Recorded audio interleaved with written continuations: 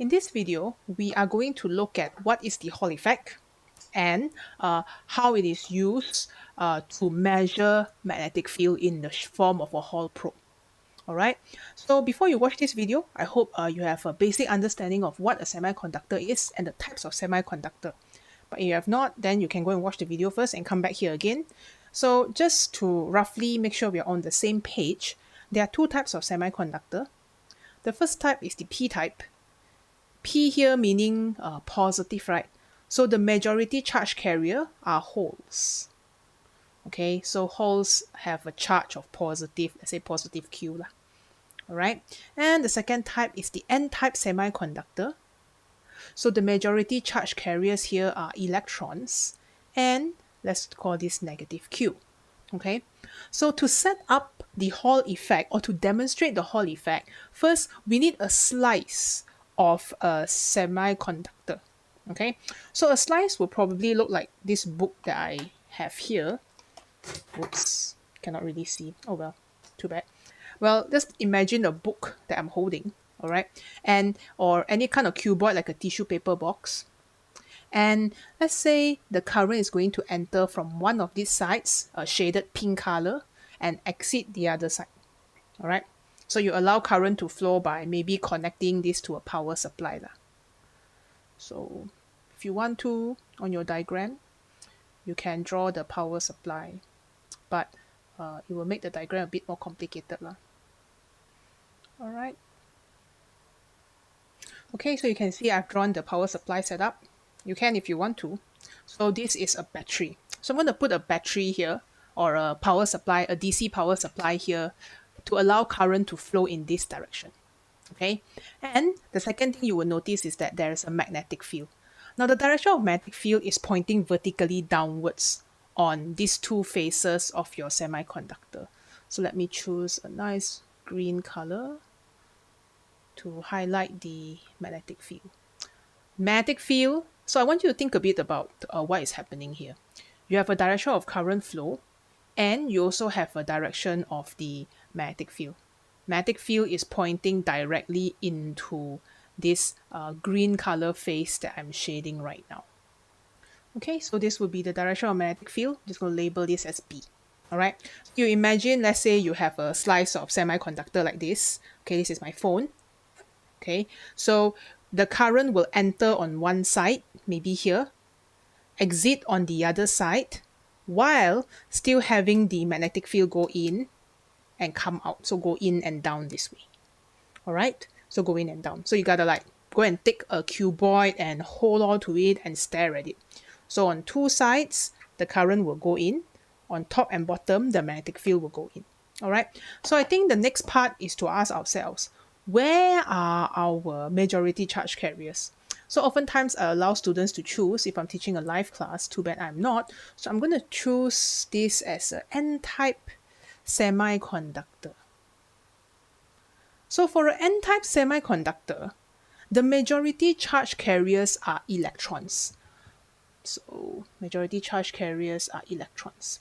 So I'm going to draw a bunch of electrons inside the slice. Okay, meaning if I break down this into its component or its bonds or its lattice structure, they will have a lot of electrons ready to carry charge if the conditions are right. So why is N-type semiconductor have electron as a majority charge carrier, and why are the charge ready to carry your current? This one you need to watch that semiconductor video. Okay, so we're going to have a bunch of electrons. Ding ding ding. Okay, we're going to just put them at different places. Okay, I think 3. Okay, fine. 4 is good enough to represent. All right. So now I also need you to think about the electron. Do you think that the electron will drift same direction or opposite direction of the current? So if you recall your AS current and electron flow is in the opposite direction. So since my current is flowing from the front face to the back face, I shall call this that, then the electron will flow in the opposite direction. So the electron is going to have a velocity in this direction. Okay? So the electron, if the current is flowing from this side to this side, then the electron will flow from this side to this side. opposite direction. So now let's think about the condition now. We have charged the electron and it is moving and it is inside the magnetic field. In fact, it is moving 90 degrees inside the magnetic field because the electrons is traveling along this phase, which is 90 degrees to the magnetic field. Okay, so you have electrons, you have moving electron, and you have a magnetic field. Definitely there is a magnetic force. So now it's time to take out your left hand. Okay, so once again, FBI, do this with me. Magnetic field is pointing downwards. Okay, so now we need to align your middle finger. Middle finger must follow the direction of current flow. Okay, so go against the direction of electron. So you turn, turn, turn, turn, turn. You will notice that your thumb is pointing towards your left. Okay, so if you use the Fleming's left hand rule correctly, you will notice that your thumb is pointing to the fact that your magnetic force is acting on the left. Okay, so hopefully we have done enough examples by this point in your study of magnetic field for you to be able to determine the direction of the magnetic force, which is pointing to the left this way. Okay, to the left. So all these electrons will be like Beyonce to the left, and they will all begin to gather at this side or this face. The electron will be here. Hey, bruh, you got attracted to this side, hiya. So if all the electrons begin to be attracted to this side of the slice, this side, that I'm shading yellow now. So this side will become negatively charged.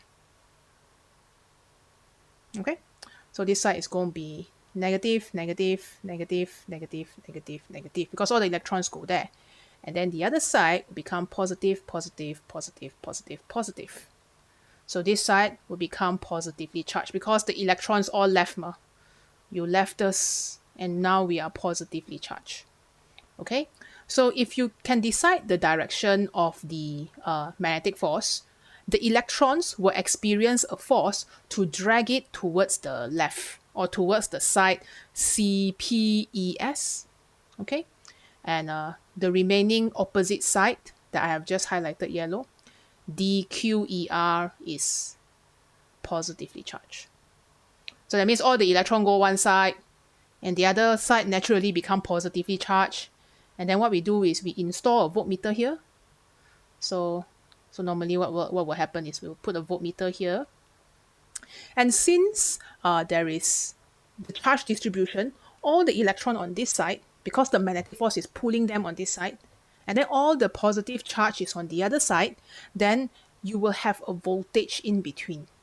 So if we put a sensitive voltmeter, for example, a millivoltmeter, we can measure the Hall voltage between both phases. All right. So this one here, this potential difference is known as Hall voltage. Okay. Most of the time will be given by the symbol VH. All right. So this potential difference is Hall voltage. So let's recap again. What are the conditions? You apply current and magnetic field 90 degree. Okay, and then you decide what semiconductor you're using. Electron. Okay, wonderful. Electron will go against the direction of current flow. So if you take FBI, you take out your hand, okay, your left hand, you will notice that this electron will experience a force towards this side. Okay, so because your electrons will experience a force towards this side, then all the electrons will drift towards this side of the semiconductor. Electrons will drift towards this side, leaving the other side positively charged. One side positive, one side negative. You put a voltmeter, you can measure the Hall voltage. Okay, so this one was detected by the dude Hall. Okay, and just to make your mind clear about what is happening, we're now going to do an activity where we fill in the blank to decide what is happening. Okay, so depending on whether it's N-type or P-type, okay, you might get a different outcome. Does that make sense?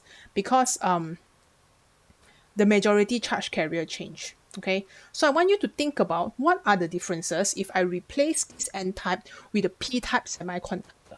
Okay, and while you think about that, you let it ruminate in the back of your head.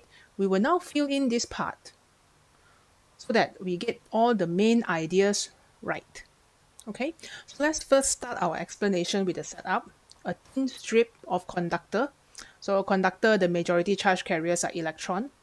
Semiconductor, depending on whether it's P-type, which is holes, or N-type, which is electrons. Okay, so first thing, we are going to place the semiconductor at a certain angle.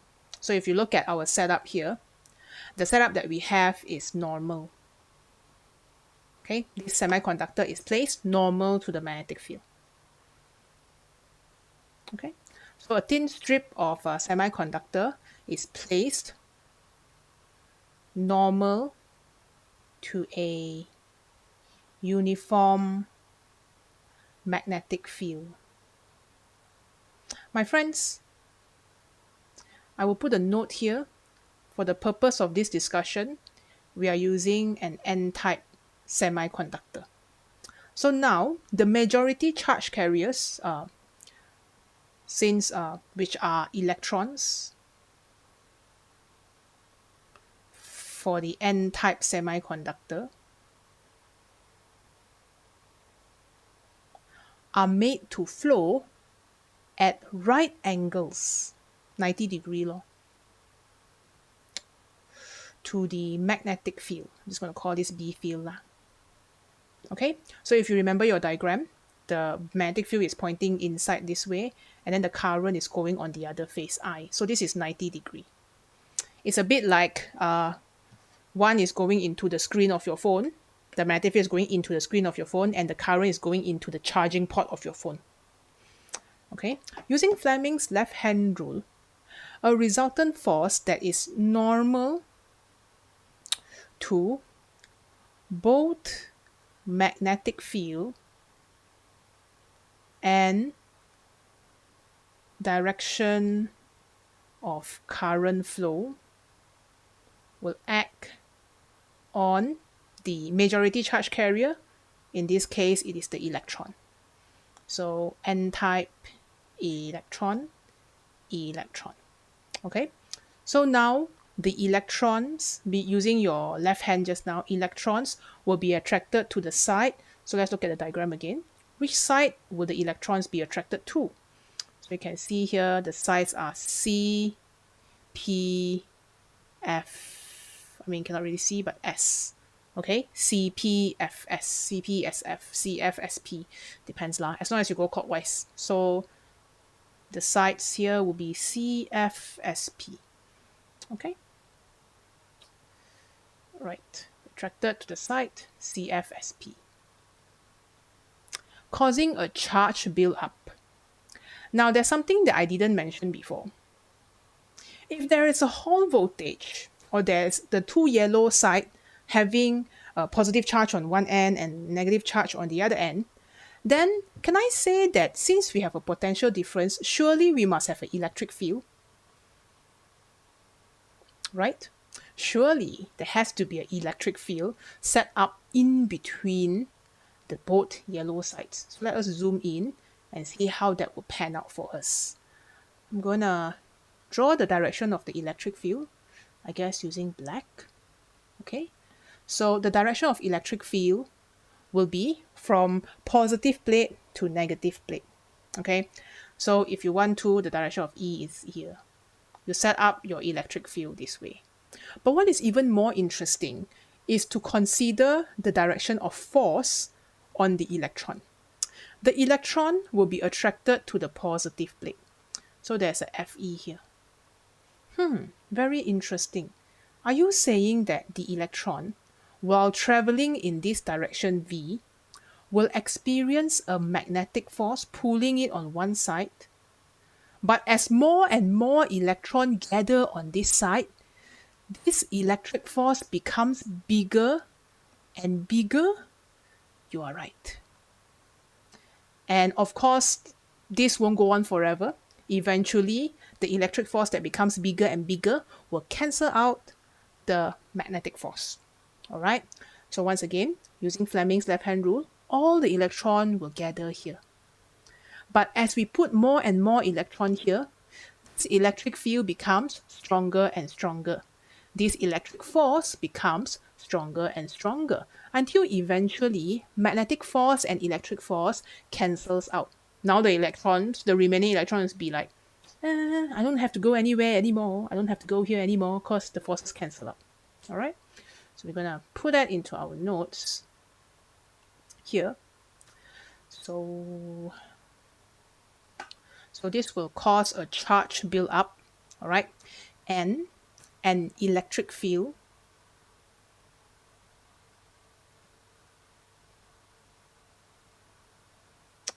to be set up across the sides. So the yellow sides were CFSP and DEQR. Nah. This is D, this is E, RQ, QR, RQ, I guess, DERQ.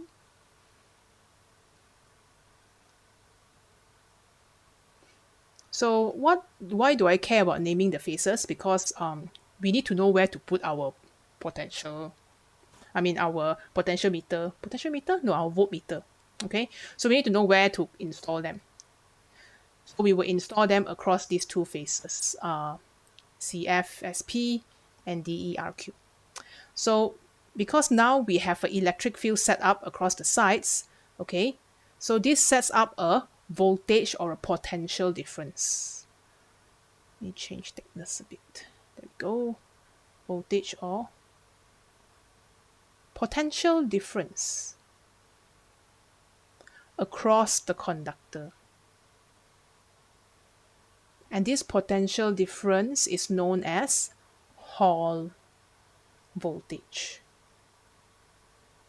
They can ask you to explain all of this in its entirety in paper 4. Explain how a Hall voltage is set up in a semiconductor. Okay? But you can see as more and more charges accumulate, and you want to be a bit specific, they accumulate on the side CFSP, specifically more and more electrons accumulate on side CFSP, Hall voltage increases. So the Hall voltage will now become bigger and bigger. Okay? This causes the electric field strength to increase because the electric field is now stronger and stronger. And the charge build up will stop. When does the charge build up stop? When the electric force acting on the charge, specifically now on the electron, is equal to the magnetic force. So basically, we are laying down the condition of electric force must equal to the magnetic force. Okay, so hopefully that is clear. You can rewatch if you don't understand. The whole idea is as more and more charge is gathered, the field is stronger and stronger until it cancels off the thing that causes the charge to gather in the first place, which is the magnetic force. Okay lah, we see a beautiful equation. We must write or derive some relationships. So let's go. So we know that the electric force is QE and the magnetic force for a moving charge is BQV. Okay, so throwback a bit. You know that just based on the diagram drawn, this one, this looks like parallel plate. You got the two sides with the charge. So because it looks like parallel plate, I am going to substitute this one with potential difference across the parallel plate, which happens to be the Hall voltage, divide by the plate separation D. So I better go back here and label my plate separation. because what they might give you during the exam is all sorts of all sorts of different lengths or dimensions, or they put the current in a different phase. Okay, so they can change the setup. That's why it's important for you to analyze and take your time with the diagram. So this is D. So I'll take this VH, hall voltage, divide by D. Okay, so put inside. What I have now is Q, bracket, VH over D. And this will be equal to BQV. So of course, the Q and Q can cancel off, right? And now I will have VH is equal to B times V times D. Okay, so I want you to take a while to consider this term V. What is this V exactly? The V here is the speed of the electrons. Yeah, the speed of this electron. Now, the speed of this electron is a familiar thing, don't you think? This speed of the electron can also be known as drift velocity. Alright, so it's known as drift velocity. And if you remember from your AS, the drift velocity equation is I is equal to NAVE or NAVQ. So I guess I'll put NAVE this time. Okay, or whichever form that you can recall. So this V can be rearranged as I over NAE. Now, before you continue, I want you to consider which A this is. Which area are we talking about? The area that is perpendicular to the direction of current flow, which is this area. Of course, there are many areas you can find based on this slice, okay? So we're going to take this area. So I'm now going to insert this equation into our initial equation in the first part here. All right, so I will substitute here for us. V is equal to I over N A E. Okay, sure. So what do we have now? We will have BD times I over NAE. But wait a second. This A, can I write it in terms of D? Let's go back and stare at it. Okay, D is the width of FE. Let's say here to here is the thickness T. So I can also say that A is equal to the width D times T. Okay, this same area. Because here to here is D, and here to here is T. So we're going to put that back in. D times T. Step by step. No worry. I write here for you. Area is the plate, the positive negative accumulated phase separation times the thickness of the semiconductor. This thickness, if you want a shortcut to decide which one this D will be, this T will be, this T is oftentimes parallel to the magnetic field. Okay, so let's stare at it again. You will see that this thickness T is parallel to B. That will be the fastest way for you to see that.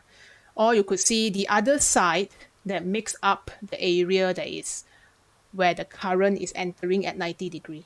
Okay, so please make sure you get the dimensions right. And this will help if you actually draw the diagram in your notes together.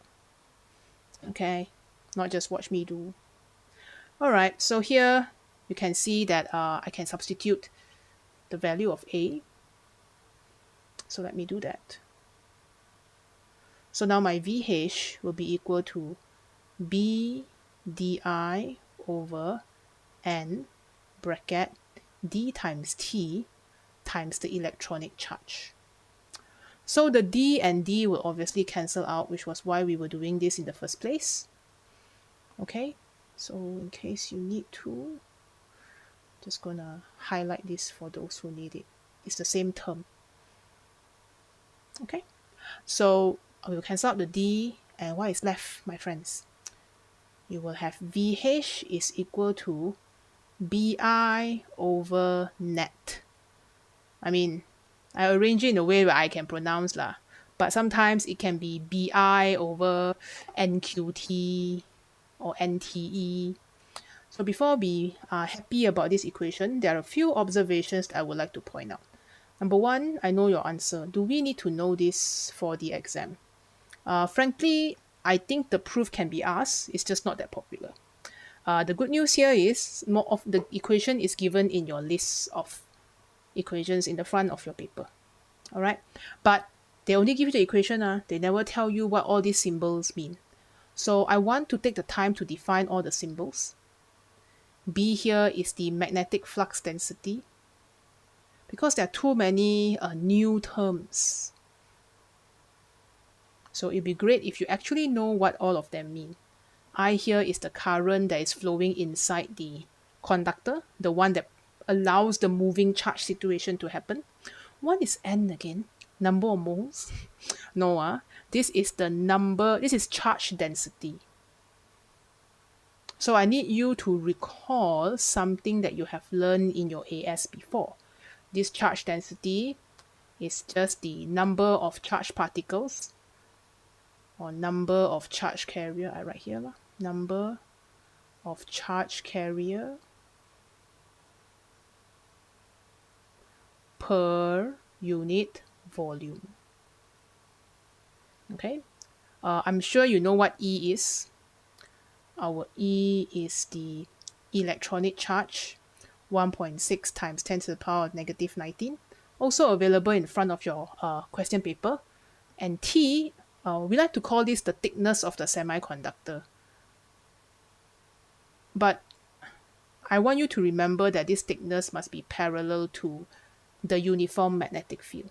Okay, that's the easiest way to know which value of T to take. If not, I'm going to give you a cube. Now how do you know which one is the thickness? Okay, so even if let's say I have a cube with me, see if I can fashion one out. Okay, so you can see now I got this cube, and it's like, where is thickness? So it really depends on where you put your magnetic field. Let's say my magnetic field enter this way, then this is my thickness. If my magnetic field enter this way, then this is my thickness. Okay, so you need to know where your thickness is.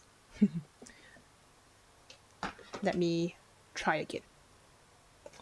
Okay, I'm bigger now, so I guess it helps. So here, if your current, okay, if your magnetic field is going inside this way, on this top face, then you will take this thickness. Where will you put your current? Magnetic field enter. Current can be from here to here. Then front and back will be hall voltage. Current can be front to back or back to front. Then side to side is your hall voltage. This thing can flip one. There are many possibilities. So please make sure you are aligned correctly. Magnetic field, okay, I put magnetic field here just to change the flavor a bit. Magnetic field can be this direction. Then your current can be this direction. Then the remaining two sides will be hall voltage. You want to take thickness? Thickness ideally is parallel.